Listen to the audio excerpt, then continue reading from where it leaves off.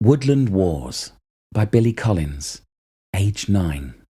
Third prize in the Yorkshire Festival of Story 2022 Children's Story Competition, judged by Joanne Harris.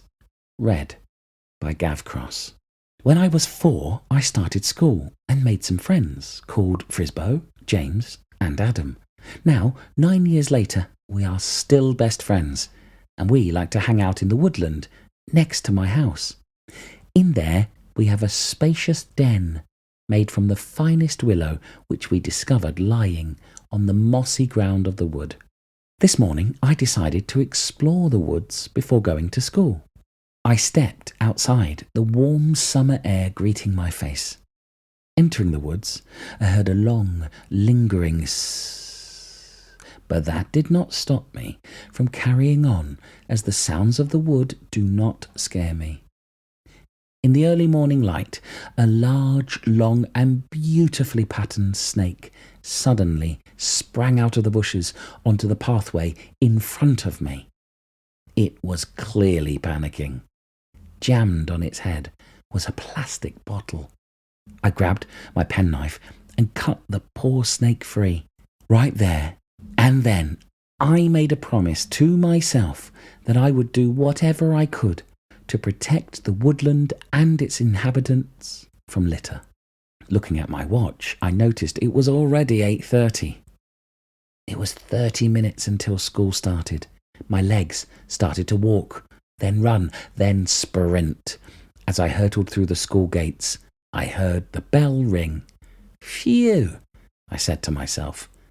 I had made it to school on time.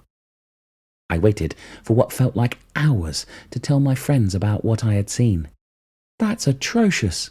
What should we do?" Adam asked. "We can do a litter pick," suggested Frisbo. "Yes, that sounds like a good idea," I said.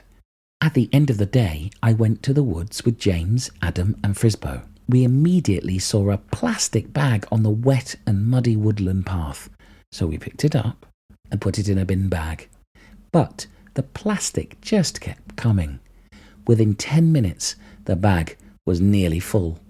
We decided to have a rest after an hour in the woods picking up endless amounts of plastic. Suddenly I heard a quiet rustle in the clearing behind the den. "Shh," I whispered. The rustling in the clearing continued. We decided to investigate, putting on our camouflage coats, which were handmade from leaves and twigs. We followed the noise until we saw 2 teenagers eating crisps and throwing the empty packets over their heads.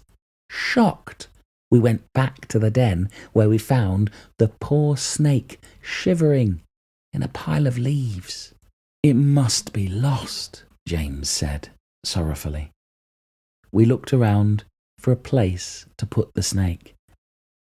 In the middle of the forest, we found a rock which was warming in the sun. We released it there. "This is serious. We need to do something," I said. "I'm going to keep watch overnight to see if they come back." I quickly dashed home to tell my mum that I was sleeping over at James's house. I got a torch and sleeping bag and set off again to the woods. I went straight to the rock where we had released the snake. It was still sleeping. I suddenly had a brainwave. If I set a trap, I would not need to stay here all night. I walked further into the wood. The cold night air came over my body like a wave. I decided to dig a big, deep hole and cover it with leaves. As I walked out of the clearing, I thought it would be smarter to go home and wait until morning. The next morning, I met my friends outside the entrance to the woods. They were impatient to hear about what had happened during the night. I explained about the snake and the hole that I had made. "Let's go and see if anyone is in there," Adam said excitedly. As we approached the hole, we heard cries for help. Crouched down in the bottom of a hole were the 2 teenagers that we had seen the day before. We told them that they were trapped habitat because they had been spotted littering and destroying the habitat of the woodland. They immediately felt bad and apologised for their behaviour. They promised never to do it again. Several months later, the two teenagers were spotted planting oak saplings with the local Woodland Trust. They'd converted to being nature lovers. Woodland Wars by Billy Collins, age 9. Third prize in the Yorkshire Festival of Story 2022 Children's Story Competition, judged by Joanne Harris.